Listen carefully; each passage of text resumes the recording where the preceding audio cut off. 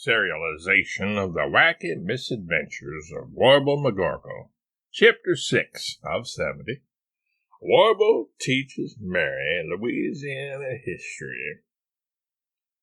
I have a friend in Louisiana we can hole up with, H.R. Brooks. Warble turns and tells Mary with a grin as they travel south out of Bayfield.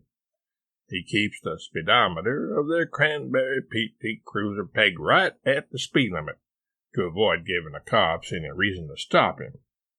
Warble knows that some law enforcement officers are easily bribed with visions of free lifetime supplies of donuts.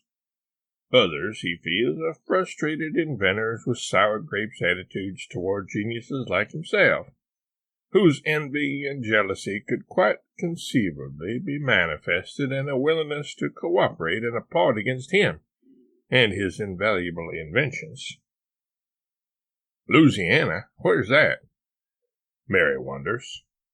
What? Warble asks, exasperated. Sometimes your lack of knowledge of fundamental geography baffles and confounds me, woman. Don't you know where Louisiana is? It's the home of Cajun and Creole cooking, the great relief pitcher Mardi Gras, Dixieland Jazz, Zydeco, Doug Kershaw, the Neville Brothers, the Superdome, gangrene-colored— Oh, you mean Louisiana, Mary interjects. No, dadburn-it, woman, it's Louisiana. We've got to pronounce it the way the natives do. We must look like, talk like, and act like Southerners when we're down there. We don't want to raise any suspicion whatsoever. Just blend in with the crowd. Why do they pronounce it that way? Mary asks. It sounds ignorant. Ignorant?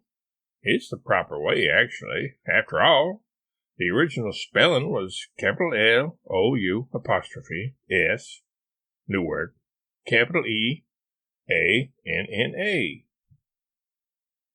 Who was this Lou fella? Mary inquires, Paul's brother. Wench, you're going to drive me to drinking if you don't stop. Wench, Mary interrupts. What's with this wench stuff? I told you, Mary, we have to fit in the South, do as the rebels do. Isn't that what they say? It harkens back to the old pirate days when— Warble, Mary interrupts again. What? Who is this Lou guy? Mary demands. Don't you know anything about history, Mary?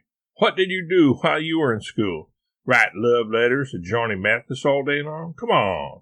Everybody knows that Lou is a Southerner's affectionate name for Louis Pasteur.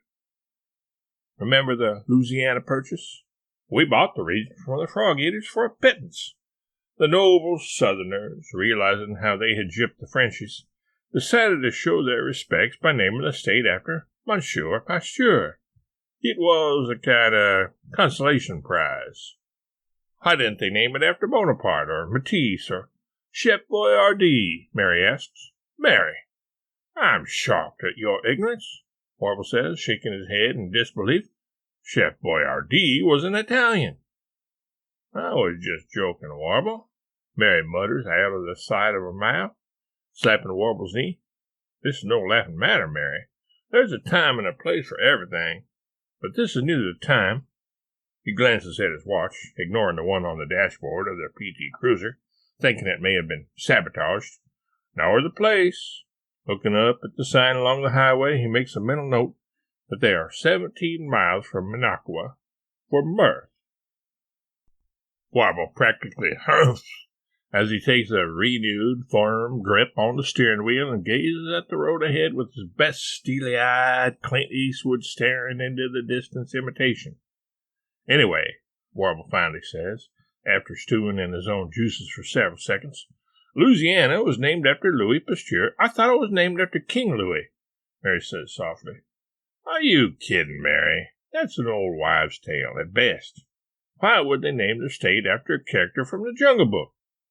It's named after Louis Pasteur, by proving that fruit flies don't like mason jars, thus opening up the moonshine business, which played a pivotal role in financing the Civil War. Not to mention— Warble, slow down! Why, did you spot danger up ahead? Warble asks, his head on a swivel. No, There's a fruit stand up ahead. I want to stop and get me some cherries." Warble expels a long, loud sigh. How can Mary think about puny-pitted produce at a time like this? Nevertheless, he pulls onto the dirt road leading to the roadside fruit stand. Warble thinks he smells a rat. "Mary, I believe this fruit stand was erected here very recently," he says, suspiciously scanning the horizon. "I don't remember it when we drove up yesterday." "That's because you were asleep, Warble. I drove through this area." "Nevertheless, do you remember it?" "Not specifically, but I wasn't looking for a fruit stand at the time." "Aha! You see? It wasn't here yesterday. It was built overnight, and they put up that sign with cherries prominently displayed, knowing that you're a fool for fresh cherries and would beg me to stop."